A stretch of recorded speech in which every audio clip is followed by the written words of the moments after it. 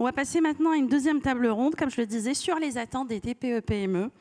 Et cette table ronde, donc, elle portera à la fois sur les attentes sur les attentes des TPE-PME envers les experts comptables, les nouvelles missions qui sont plébiscitées et surtout l'évolution du métier à venir.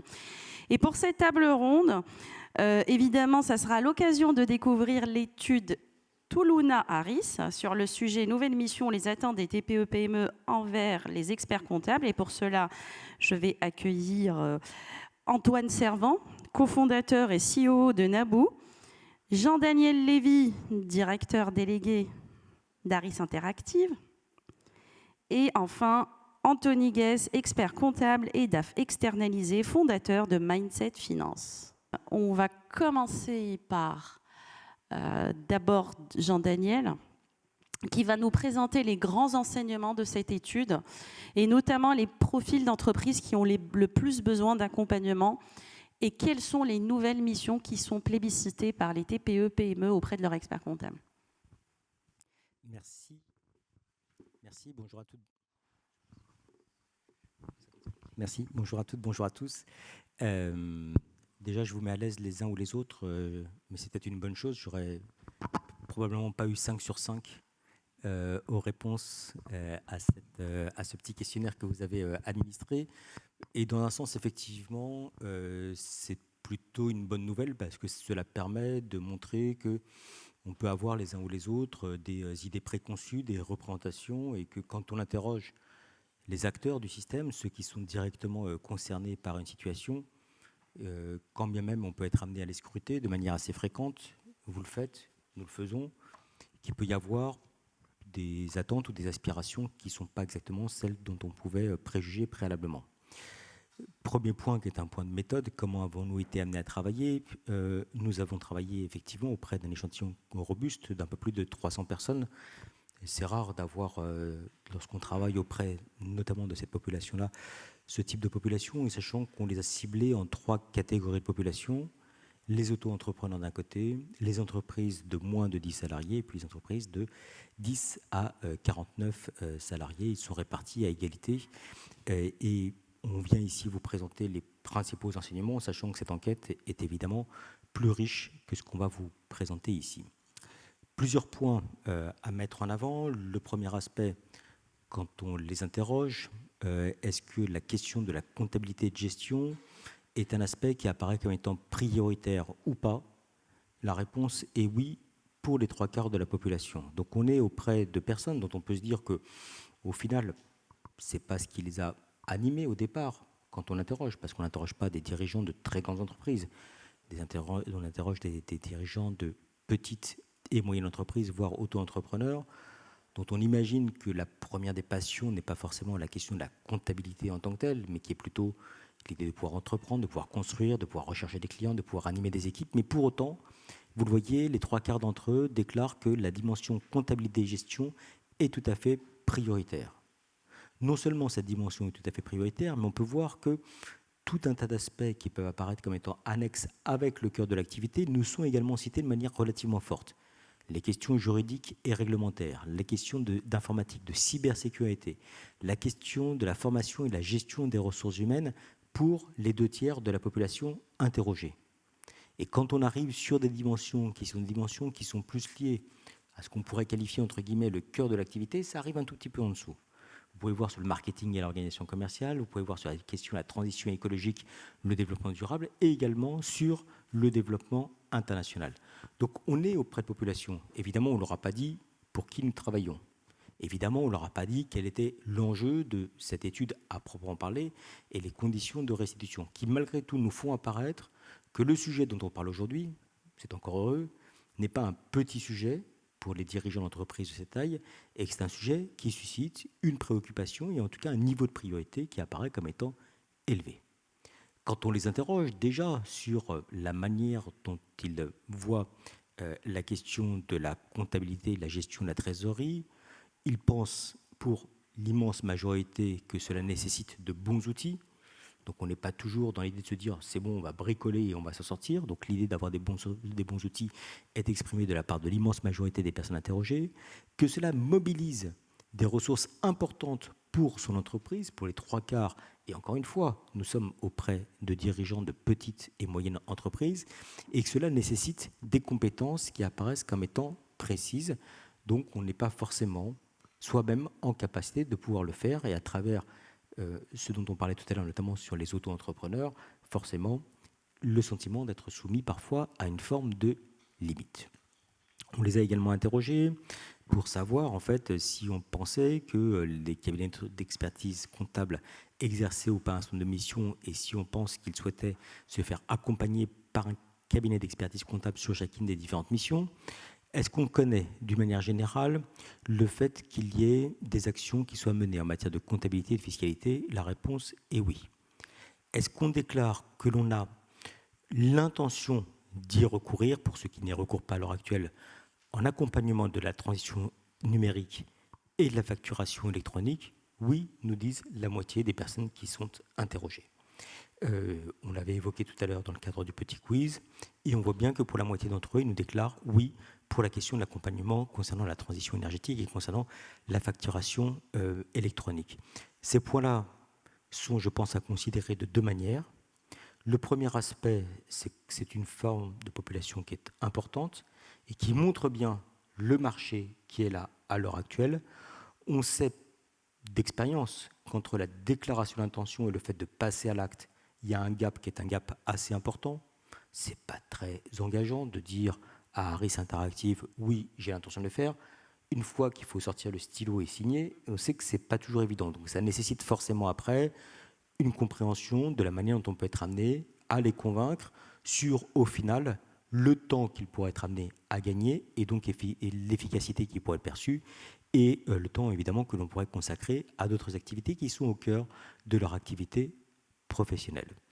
Est-ce qu'on déclare également qu'on a l'intention de recourir à la comptabilité, voire au conseil juridique, avec, à nos yeux, une petite surprise, la dimension de conseil juridique et qui est plus mise en avant que la question de la comptabilité à proprement parler, alors que la question juridique pourrait apparaître comme étant plus occasionnelle ou éventuellement plus superflue, ou éventuellement on pourrait se dire que cela ne requiert pas forcément une tâche répétitive mensuelle ou hebdomadaire, et que la dimension de conseil juridique soit pour apparaître comme étant plus épisodique, soit éventuellement dont on pourrait trouver sur les réseaux sociaux ou sur Internet des conseils ou une information, malgré tout, la dimension existe. Et j'insiste sur un point qui dépasse le strict cas de cette étude. La notion d'expertise, dont on a le sentiment qu'elle est souvent remise en cause dans l'espace public, ne l'est pas tant que ça. Et que lorsqu'on interroge les uns et les autres, et quand on leur dit il y a des experts, il y a des personnes qui ont une connaissance, il y a des personnes qui ont une culture, il y a des personnes qui ont l'accumulation de savoir, et en parallèle, vous pouvez avoir des informations de la part des réseaux sociaux, ils disent oui, c'est vrai que je peux aller voir sur les réseaux sociaux, c'est vrai que je peux aller voir sur Internet de manière un peu traditionnelle, mais malgré tout, je vais quand même, à un moment ou à un autre, essayer de voir auprès de celui qui est un expert. C'est exactement le même processus qui existe lorsqu'on est face à quelqu'un qui commence à tousser un peu fortement ou à ressentir une petite défaillance physique. Il ne peut pas s'empêcher de regarder sur Internet, mais il va quand même finir par aller voir le médecin à un moment ou à un autre. Donc je ne dis pas que vous êtes collectivement des médecins, mais en tout cas, vous avez cette forme d'expertise qui peut être ressentie. On peut également voir, de manière générale, par cible, que lorsqu'on interroge les auto-entrepreneurs, ils sont sensibles aux enjeux numériques, à savoir l'informatique, la cybersécurité, la transformation. On en a 1 sur 2 qui déclarent qu'ils connaissent cette mission et 4 sur 10 qui déclarent non pas qu'elle est prioritaire, mais qu'elle est tout à fait prioritaire. Et dans un même élan, on peut voir que c'est plus élevé concernant les questions juridiques et réglementaires de la part des entreprises de 10 à 49 salariés. 80% connaissent cette mission et plus d'un tiers déclarent que ceci apparaît là aussi comme étant très prioritaire. Y a-t-il ou pas des opportunités business? C'est important? Oui, c'est important. Oui. C'est très important. Très important. La réponse est oui, vous pouvez le voir. Pour 72% des populations qu'on a interrogées, qui déclarent être prêtes à payer pour au moins une des 6 missions que nous leur avons soumises. Alors, quelles sont ces missions?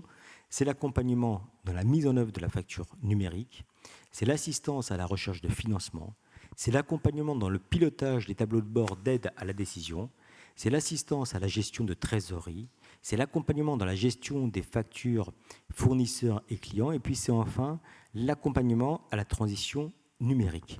Ce qui est assez frappant, là aussi, c'est que pour chacun des aspects qu'on a été amené à tester, nous avons au moins sensiblement une personne sur deux qui dit « oui, je pourrais être intéressé ».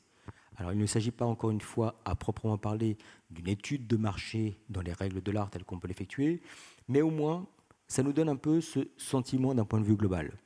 Et ils auraient très bien pu dire « écoutez, ça va, je me débrouille, je n'en ai pas forcément besoin, ou je dispose des outils, et je ne me ressens pas forcément la nécessité de pouvoir m'appuyer sur un expert, et surtout, je ne me sens pas forcément capable de pouvoir payer pour cette forme de prestation. » Il y a toujours dans une présentation un document ou une slide qui est incompréhensible et je vous propose que nous la regardions ensemble. Alors, je caricature évidemment, mais en voyant qu'elle ne passe pas toujours très bien, on va essayer de regarder ensemble. L'idée, c'est d'essayer de pouvoir projeter sur un axe les aspects qui permettent de regarder, le fait d'y avoir recours ou pas à l'heure actuelle, et deux, l'intention d'y recourir. Alors actuellement, on va nous dire, concernant différents aspects, en bas à droite, l'assistance et la recherche de financement, le conseil et gestion financière, la gestion de la paye des RH d'une manière générale, la fiscalité ou la comptabilité, que globalement, on a déjà des acquis, des habitudes, et pas forcément beaucoup plus d'intérêt pour en avoir plus.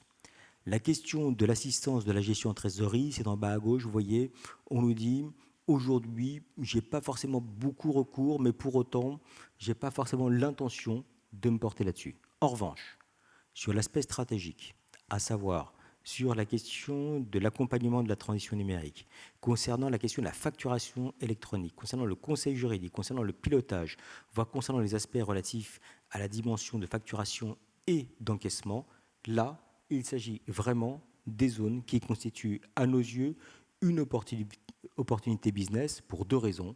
La première raison, parce qu'il s'agit des modalités auxquelles ils ont moins recours à l'heure actuelle. Et la deuxième raison, c'est parce qu'ils déclarent dans un même élan qu'ils souhaitent qu'ils puissent disposer d'éléments et qu'ils souhaiteraient y recourir à l'avenir. Quelle stratégie pour les experts comptables dans ce contexte-là ? Deux derniers slides. Pour se transformer maintenant, l'accompagnement dans la mise en œuvre de la facture électronique, donc on a vu à quel point il était important, c'est la mission avec le plus fort pourcentage d'intention de payer, à savoir 60%. Pour valoriser votre expertise, l'assistance à la recherche de financement, on l'a vu également, et l'idée en fait, cela constitue en fait, alors idée, ce qui constitue la plus forte valorisation tarifaire, encore une fois à froid, sans y avoir fortement réfléchi, mais en fait près de 800 € qui nous sont déclarés pour une mission, et enfin, pour recruter et couvrir les besoins du plus grand nombre, l'accompagnement à la transition numérique, c'est l'intention à hauteur de 50% qui nous déclare oui, certainement, oui, probablement. Si on regarde enfin les cartes que vous avez en main d'un point de vue global, on peut voir qu'il y a 4 cartes. La comptabilité-gestion qui constitue un enjeu clé et avec des besoins qui sont des besoins concrets. Le deuxième point, ce sont des missions historiques qui sont bien identifiées, mais également en évolution. Et donc, vous êtes perçus comme n'étant pas uniquement, en fait, entre guillemets, des experts comptables, mais également une capacité à pouvoir apporter un support, un appui, un conseil et une aide à la stratégie. Le troisième aspect, des opportunités ciblées selon le type d'entreprise, avec la possibilité de pouvoir construire des offres ciblées selon la taille de l'entreprise, avec une attention particulière portée aux auto-entrepreneurs. Vous l'avez évoqué tout à l'heure, je pense que c'est important d'avoir à l'esprit.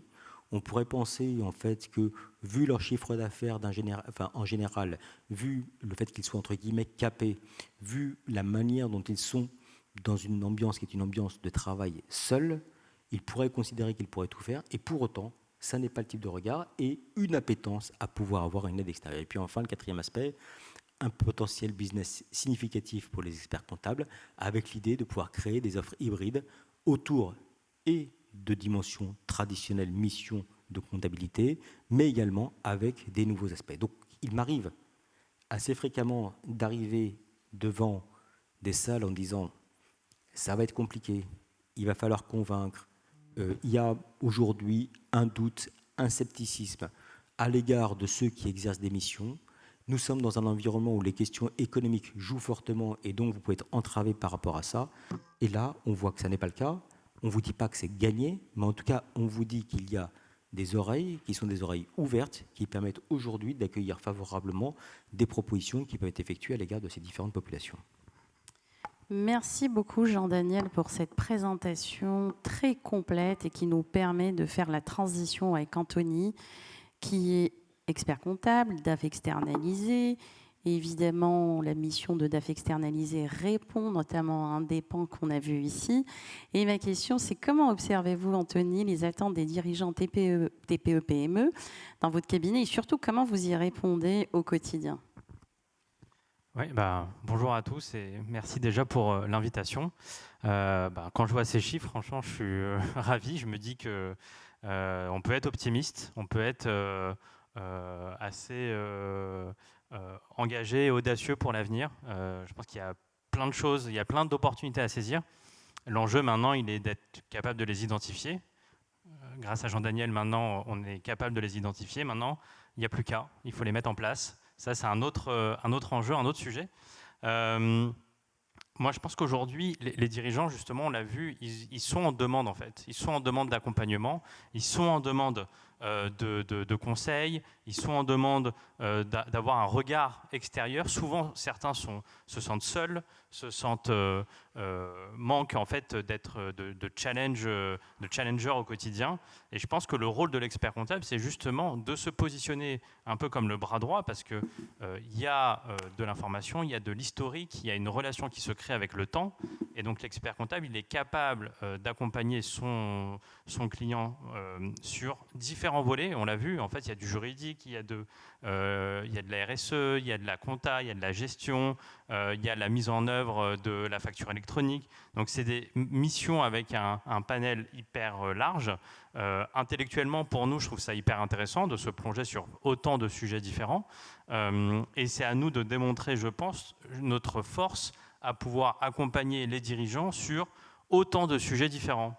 Alors évidemment, nous on est les médecins des entreprises et au départ on est plutôt des médecins généralistes quand les vrais médecins, eux, sont plutôt des spécialistes. Donc à nous de trouver la bonne organisation aussi dans nos cabinets pour justement avoir à la fois cette posture de généraliste et en même temps être capable d'accompagner de manière très très très précise tous les dirigeants et de répondre à leurs besoins. Alors, je pense qu'on n'est peut-être pas forcément seul capable d'accompagner aussi bien des auto-entrepreneurs que des dirigeants de boîtes de 50 salariés, voire plus. Maintenant, je pense qu'il y a une vraie stratégie à mener aussi de notre côté en tant qu'expert comptable pour dire en quoi on est bon et quels sont un peu les axes où on peut vraiment apporter une plus-value. Je pense que l'idée, c'est vraiment de se focaliser sur là où on est bon pour justement apporter un maximum de valeur à nos clients. Merci Anthony. Effectivement, c'est l'un des enjeux, c'est d'apporter de la valeur et essayer de la détecter. Et c'est pour ça que je vais passer à Antoine, Antoine, lui, a une casquette plutôt d'entrepreneur. Vous avez vous m'avez dit la dernière fois, oui, mais moi j'ai une petite boîte. Je vous dis que c'est quand même une belle TPE, 180 salariés. Vous avez... ça fait rire mes confrères parce que dans les cabinets, on a vraiment des très petites boîtes. Mais effectivement, vous avez un DAF, un contrôleur de gestion, mais vous avez quand même conservé votre expert comptable. Et là, je veux revenir juste un petit peu en avant. C'est de quel accompagnement vous avez bénéficié d'abord lors de vos débuts par votre expert comptable et de nous apporter votre retour d'expérience sur le sujet. Écoutez, merci pour votre invitation. Merci à Conto. Quand on a monté la société, en fait, on a tout de suite su qu'il nous fallait un expert comptable parce que, comme vous l'avez dit un peu plus tôt, c'est vrai que la mission comptable, ce n'est pas l'objectif numéro un, ce pour lequel on se lève le matin. Mais il faut que ce soit fait et bien fait. C'est un impératif. Donc nous, on a eu des services comptables d'un expert comptable qui nous a fait vraiment la base et les fondamentaux. Et ce sur quoi, en fait, on savait qu'on allait pouvoir être aidé. Donc c'est évidemment les conseils sur l'incorporation de l'entreprise, et puis c'est la mise en place de tout ce qui est relatif à la tenue comptable, la création du bilan, du compte de résultat, etc. Donc vraiment l'accompagnement très classique, quoi. Et à l'époque, quand on avait créé la société, on avait quand même pas mal de questions qu'on se posait sur plein de sujets qui sont des sujets qui sont en fait relativement opérationnels et sur lesquels on aurait dû même interroger notre expert comptable. Et on ne l'a pas fait parce qu'en fait, on ne savait pas. On ne savait pas que, par exemple, notre expert comptable pouvait éventuellement nous aider sur comment est-ce qu'on monte un reporting comptable et financier. C'est un peu bête ce que je dis, mais en fait, on n'y a même pas pensé. Comment faire en sorte qu'on ait un reporting qui tienne debout avec les KPI clés pour des investisseurs. C'était la première fois qu'on avait affaire à des investisseurs aussi, donc qu'est-ce qu'il faut montrer à ces personnes-là? Ça, c'est une vraie question. On avait aussi un besoin, mais sans forcément pouvoir l'exprimer ou savoir le reconnaître tout de suite, c'est tout simplement, nous on a toutes ces données, ces factures, ces flux, où est-ce qu'on peut voir en fait ce que ça donne ça, d'une vision macro, une vision synthétique et tout. Et là-dessus, pareil, on a construit nous-mêmes des outils un peu à l'aveugle, parce que c'est un peu la première fois qu'on était amené à faire ça. Et en fait, c'est quelque chose que l'expert comptable aurait pu peut-être nous proposer. Et c'est vrai que s'il l'avait fait, on l'aurait pris tout de suite. Voilà. On a aussi deux sujets qui étaient très importants. C'est à l'époque, je me souviens, on réfléchissait beaucoup à ça. C'est nous, on a beaucoup de flux financiers qui passent par la plateforme, des gens qui achètent des événements. Nous-mêmes, on paye des partenaires toute la journée. On fait énormément de flux avec des montants parfois très importants. Et on ne peut pas se tromper. Il faut réconcilier. Et on a, en fait, je me souviens au début, la finance opérationnelle, c'est moi qui m'en occupais. Je l'avais monté de zéro. Et c'est vrai que l'expert comptable on aurait dû faire appel à lui pour nous aider ou en tout cas nous conseiller là-dessus. On ne l'a pas fait. Et enfin, c'est notre mode d'intermédiation juridique. On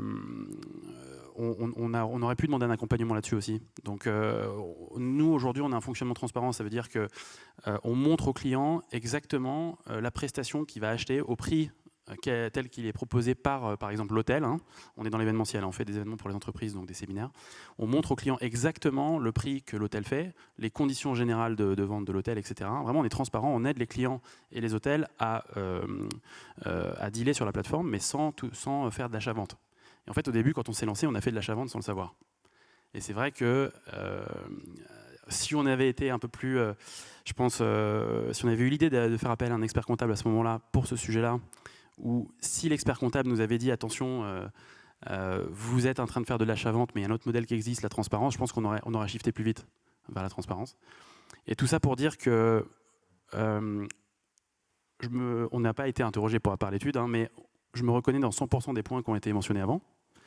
Et il y a notamment la slide où vous mentionnez les différents services que les entreprises seraient prêtes à payer. Nous, on aurait été prêts à payer pour à peu près tout, ce qui était sur la page.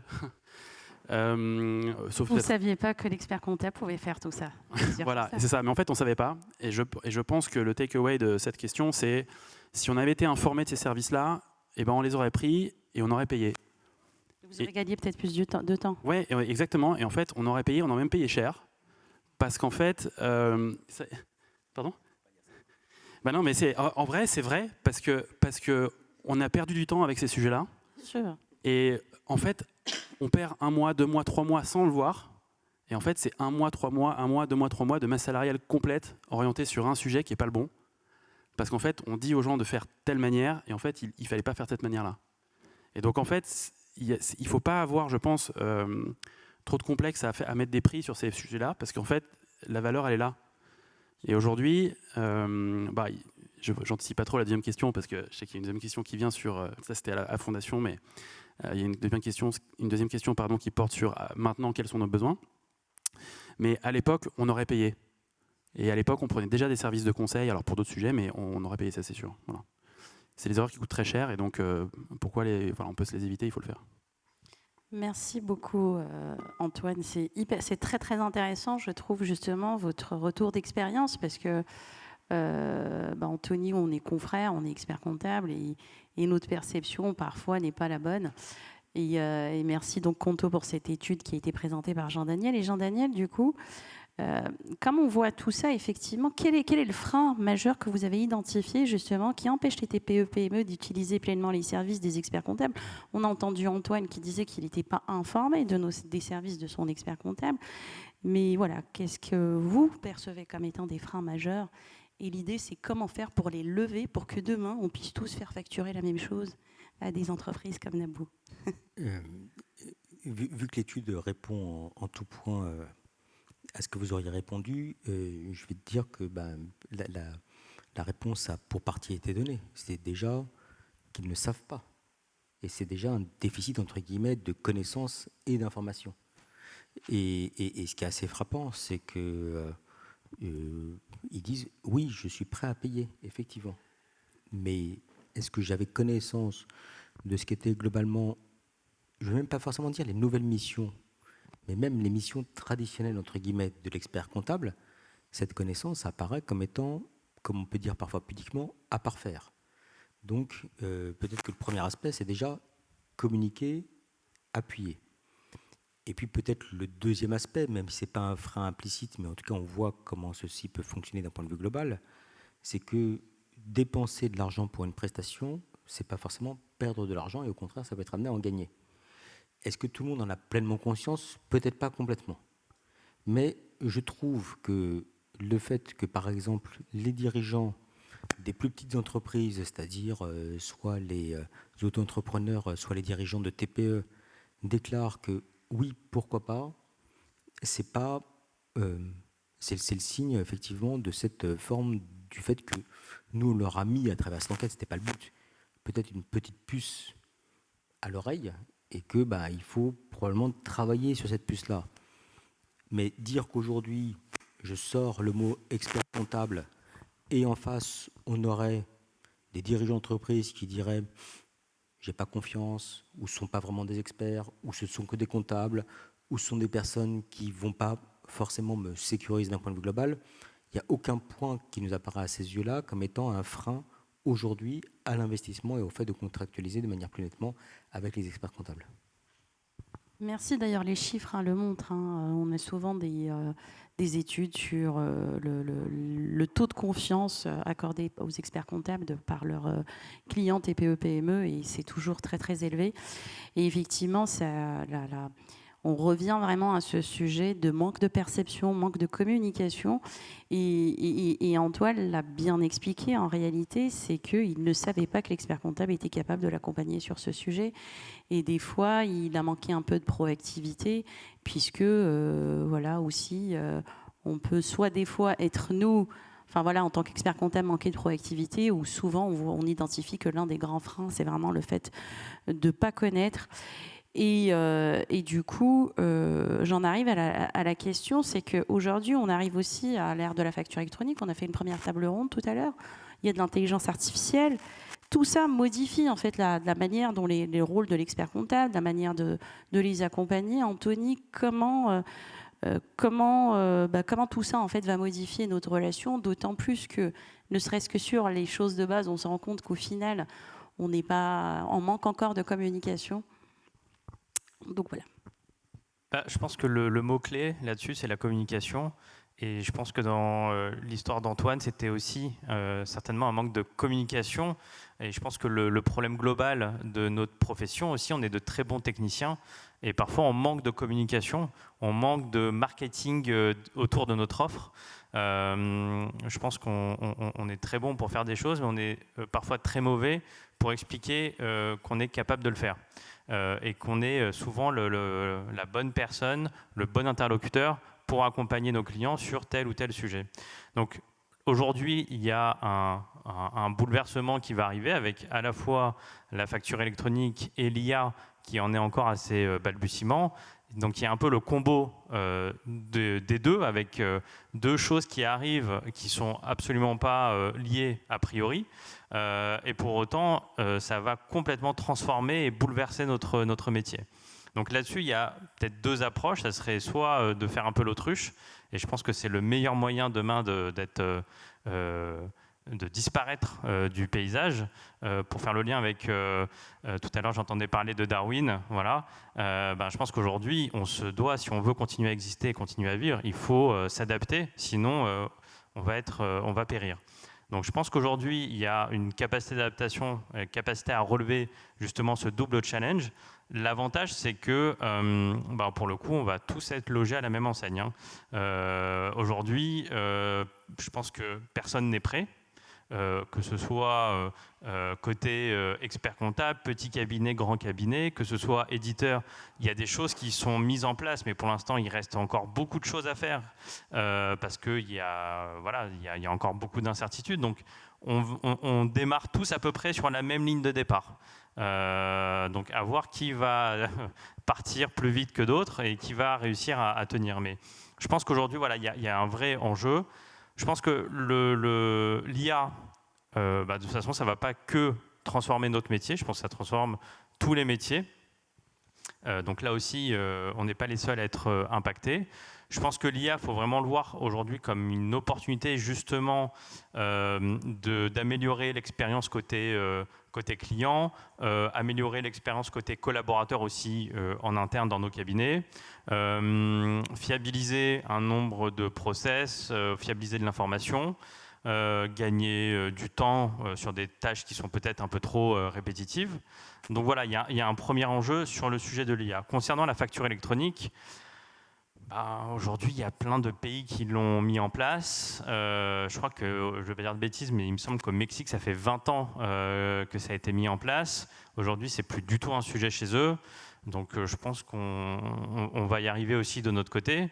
Il va y avoir forcément une période un peu transitoire de 2-3 ans qui risque d'être un peu compliquée sur certains aspects. Mais je pense que dans 5 ans, on aura oublié comment on faisait en 2025 pour faire des TVA. Donc voilà, je pense qu'il faut profiter de cette occasion pour justement, je ne vais pas dire laisser tomber, mais en tout cas renforcer notre rôle de conseil, puisque de toute façon, c'est ce que les clients attendent et c'est ce que même les collaborateurs attendent, c'est ce que tout le monde attend visiblement. Pour justement être capable de proposer plein d'autres missions. On en a parlé juste avant. Donc je pense que c'est une belle opportunité, il faut savoir la saisir et surtout bien communiquer. Je pense que c'est le moment aussi, en ce moment, de communiquer auprès de ses clients sur qu'est-ce que la réforme, parce que je n'ai pas vu la question passer, mais je ne suis pas sûr qu'il y ait beaucoup de dirigeants aujourd'hui qui soient informés sur la facture électronique, sur tout ça. Je pense qu'il y a, nous, un travail de pédagogie et donc de communication à faire pour expliquer un peu les tenants, les aboutissants et les conséquences que ça peut avoir pour les dirigeants. Je pense que le premier interlocuteur qui doit parler facture électronique, c'est l'expert comptable. Et puis, je pense que ça finira bien par bien se passer. Il y a intérêt que ça se passe bien quand même. Vu tout l'accompagnement que font les experts comptables, l'ordre, les événements tels que celui-ci, on est quand même assez bien accompagné pour, en tout cas, appréhender en tant qu'expert comptable cette transformation et accompagner avec nous nos clients, notamment les plus petites entreprises. Du coup, Antoine, je reviens vers vous sur la valeur ajoutée qu'aujourd'hui apportent les experts comptables à une entreprise comme la vôtre et sur quelle nouvelle mission vous l'attendez. Voilà, ça pourrait nous donner un vrai témoignage d'une entreprise en live.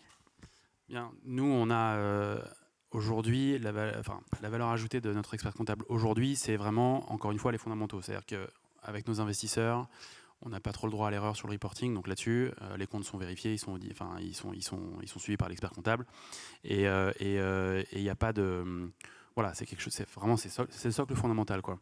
On a des commissaires aux comptes aussi qui sont imposés donc par les actionnaires, donc évidemment, il faut leur donner de quoi travailler correctement, donc c'est important à ce niveau-là aussi. Donc aujourd'hui, pour nous, un expert comptable, c'est absolument impératif. Pour moi, les missions sur lesquelles on attend notre expert comptable, et je pense que ça concerne beaucoup de gens, c'est évidemment la facturation électronique. Alors la facturation électronique, je pense que pour beaucoup d'entreprises, c'est un sujet qui fait peur, mais qui est abordable dans le sens où elles ont peut-être des flux un peu plus simples que nous à gérer. Nous, en fait, on agit en tant que mandataire de facturation et d'encaissement. Et en fait, moi, la facturation électronique, franchement, ça me fait un peu peur.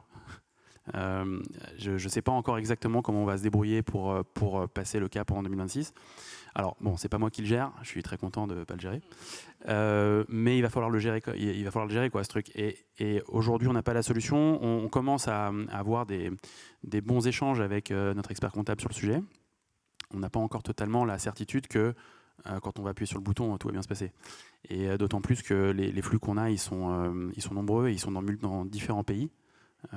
Et on voit que l'Italie, qui est déjà sur le modèle de la facturation électronique, en fait, il y a beaucoup d'accros. Hein. C'est très difficile de payer un partenaire là-bas, de faire en sorte qu'ils comprennent que la facture, il les met au nom du client, mais en fait, le paiement, c'est Naboo qui lui donne. Et voilà, ça grince beaucoup. Et si ça arrive en France comme ça arrive maintenant en Italie, l'Italie, c'est encore un petit pays pour nous, entre guillemets, dans le sens où on l'a ouvert il y a 2 mois ou 3 mois et on fait des transactions là-bas. Mais c'est un volume qui fait qu'on peut encore gérer manuellement les problèmes de facturation. Mais si on avait ça en France aujourd'hui, en fait, on grippe 90% de notre business, en fait. Donc, c'est pas du tout tenable. Voilà. Donc ça, l'expert comptable sur la facturation électronique, c'est sûr que c'est la mission numéro 1 sur laquelle on le met aujourd'hui. C'est déminer ce sujet-là. On a des sujets qui sont des sujets un petit peu plus ponctuels, mais récurrents. C'est l'ouverture d'un nouveau pays, par exemple. Nous, on ouvre des pays assez régulièrement en destination pour nos clients. Parfois en marché de prospection pour trouver des nouveaux clients. Et à chaque fois, il y a des enjeux de c'est quoi la fiscalité dans le pays, c'est quoi la TVA. Il y a des pays qui n'ont pas de TVA, qui ont d'autres taxes qu'on ne maîtrise pas du tout et pour lesquels on a besoin d'un accompagnement. Donc mais ça, c'est plus traditionnel, on va dire. Et après, au sujet de l'IA, ça, c'est sûr que c'est un sujet fondamental aujourd'hui. C'est-à-dire qu'on ne peut pas en fait envisager, que ce soit dans une équipe, une autre, pour un métier, un autre, de travailler sans prendre en considération une réflexion sur l'IA. Qu'est-ce que l'IA peut apporter soit à nos clients, soit à nos équipes en termes de processus opérationnels et tout. Et sur la comptabilité, c'est certain qu'il y a un boulevard pour automatiser beaucoup de choses. Il y a un boulevard pour faire en sorte que la donnée qui est massive en comptabilité, il y a plein de flux, il y a plein de choses différentes, que ce soit synthétique et très facilement synthétisable par l'IA justement. Donc nous, on attend en fait de l'expert comptable là-dessus un accompagnement sur comment justement l'IA doit nous aider. Alors c'est quel outil on doit utiliser, est-ce qu'il y a des choses que nous, on doit mettre en place à notre niveau avec l'IA pour que tout se fasse beaucoup plus simplement avec l'expert comptable, avec nos CAC, etc. Là, on a un vrai besoin. Voilà. Et enfin, il y a un sujet aussi qui est pour moi un peu un irritant. Souvent, les experts comptables travaillent sur une deadline de déclaration de fin de mois. Oui. Et moi, mes investisseurs, en fait, ils me demandent des reportings à J+10. Et donc, en fait, il y a une sorte de décalage entre la timeline de travail de l'expert comptable et la nôtre. Et c'est sûr qu'il faut faire les déclarations à temps à la fin du mois, mais il faut surtout envoyer les reportings à l'heure aux investisseurs. Voilà. Et donc, voilà, ça c'est quelque chose sur lequel on attend un peu notre expert comptable aussi, c'est l'aide à sortir des reportings opérationnels pour les actionnaires. Et dans ce sujet-là, il y a le sujet de la comptabilité analytique. Pour moi, c'est-à-dire qu'un comptable, il sait très bien dans quel compte comptable poster une facture. Voilà, je pense que c'est assez simple. En revanche, avoir une vraie expertise et un vrai appui sur comment enregistrer la facture en fonction de clés d'allocation analytique, ça c'est ultra important. Et là-dessus, je pense qu'on n'est pas encore entre nous. Alors je pense qu'il y a des gens qui sont peut-être mieux aidés. En tout cas, nous, voilà, ça pêche un peu, quoi. Mais encore une fois, je pense que c'est à nous de nous réveiller, d'aller demander de l'aide là-dessus. Mais aussi, on n'a jamais été prévenu du fait que ces services-là existaient aussi. Voilà. Ouais. Donc, c'est vrai que quand on a la tête dans le guidon, on ne pense pas forcément parfois à des évidences. Moi, oui, voilà. et puis des fois, effectivement, autour d'un échange avec son expert comptable, on se rend compte qu'il peut vous accompagner sur l'analytique, la compta. Mais moi, ce qui m'a frappé, là, c'est quand vous avez parlé d'intelligence artificielle, je me suis dit, waouh, il attend que son expert comptable l'accompagne dans l'intelligence artificielle, sur la partie évidemment comptable. Oui, bien sûr. Nous on doit réfléchir à l'intelligence artificielle sur tous les sujets que nous, on traite. C'est-à-dire que quand on échange avec nos clients, qu'est-ce que l'IA peut faire? Qu'est-ce qu'elle doit faire? Il y a des choses qu'elle ne doit pas faire. On s'est rendu compte, nous, on avait mis l'IA devant les clients.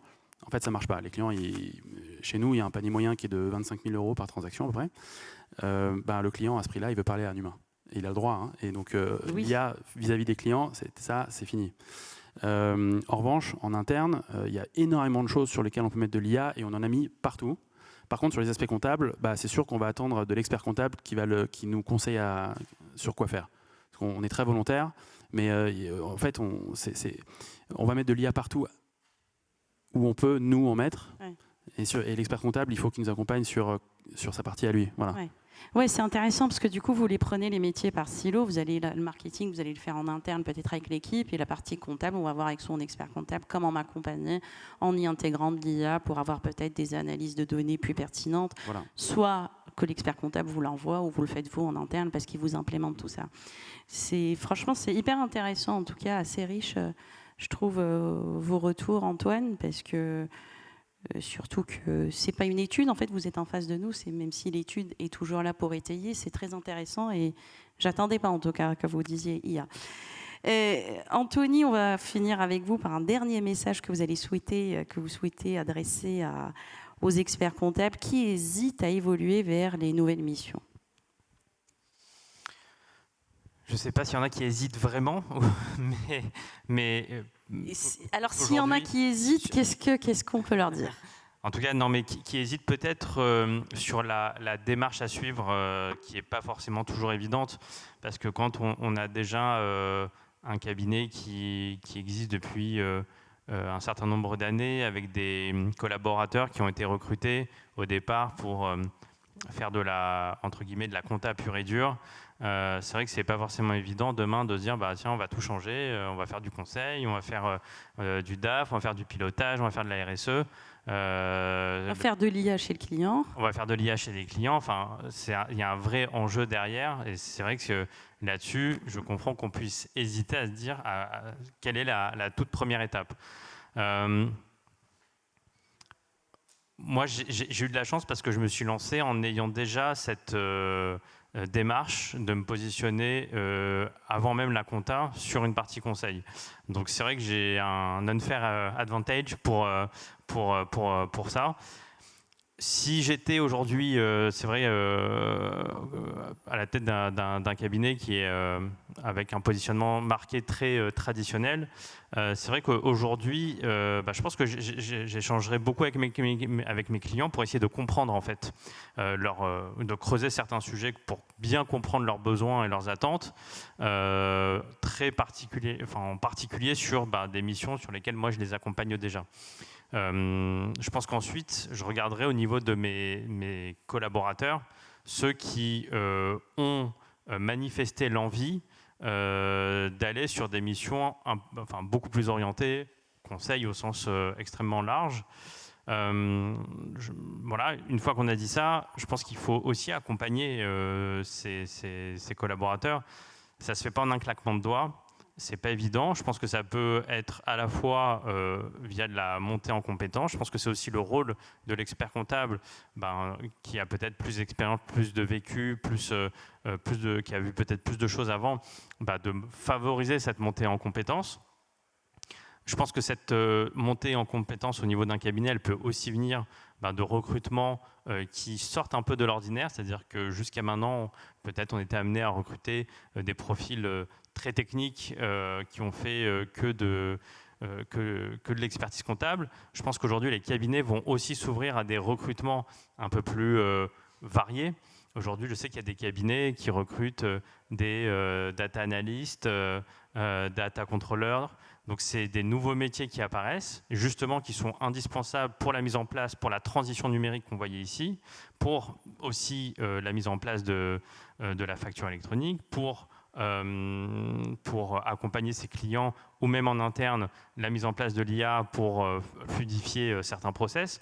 Bref, je pense qu'il y a à la fois des nouveaux profils à recruter, je pense qu'il faut faire évoluer les collaborateurs et peut-être la toute dernière étape aussi, communiquer sur un éventuel changement justement de mission, parce que demain, si on fait tout ça, mais qu'en fait on communique toujours pas auprès de nos clients, on sera dans le même cas évoqué par Antoine, c'est-à-dire un client qui potentiellement a des besoins, mais qui pense pas à son expert comptable pour accomplir ses missions, parce que personne lui a dit et oh, on est là, on est bon, on sait faire, on sait gérer. Et alors peut-être qu'il y a 2-3 clients qui se manifesteront d'eux-mêmes en disant est-ce que vous pouvez nous accompagner là-dessus? Donc il y aura des missions qui seront quand même faites. Mais ça, je pense que ça sera peut-être 5 ou 10% des clients. Le reste, il faut être capable de devancer leurs besoins et ensuite de communiquer auprès d'eux sur justement tous les volets sur lesquels l'expert comptable peut les accompagner. Et je pense aussi qu'on a la chance d'être une profession assez vaste. On est plus de 21 000 en France aujourd'hui. Chacun à notre niveau, on ne maîtrise pas forcément tout, mais peut-être que entre confrères aussi, on peut parfois s'aider, s'apporter, faire des missions ensemble. Et c'est justement aussi l'occasion de progresser, d'apprendre, de faire monter en compétence les équipes. Et tout ça dans l'intérêt de nos clients. Merci beaucoup Anthony, merci à vous trois. Je retiens le dernier mot, intérêt des clients. Et les clients, l'exemple parfait, c'est Antoine, qui effectivement n'avait pas décelé les besoins, il n'avait pas vu que l'expert comptable pouvait l'accompagner. Et du coup, si en tant qu'expert comptable, on aurait pu quand on l'accompagne, on est vraiment dans l'intérêt et c'est tout ce qui drive cette table ronde. Merci à vous trois, merci beaucoup pour ce retour d'expérience.